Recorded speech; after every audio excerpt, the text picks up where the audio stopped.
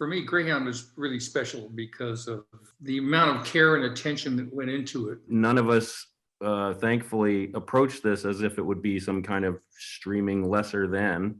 And so I think that the everything's on the screen as far as how epic it turned out. Well, for me, it was just very gratifying again to see how, the audience really did have a thirst for kind of all the information and the pace of it and everything we packed into it. If you watch the film, if someone was to come in to watch it again, then I would say just go and briefly look up the Battle of the North Atlantic. You're not making up sequences here. They're very authentic to what actually happened. And I think that's what's key. It's also what's critical to what makes the film feel real. The environment itself was, pretty much all the way through the film, pretty high seas.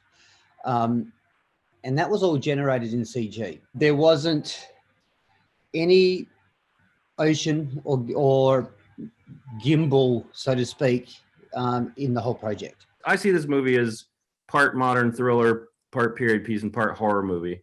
And so the horror aspects of it are these lurking U-boats below, and I wanted to give them this otherworldly sound that you couldn't really tell what it is. Is it a synth? Is it a whale?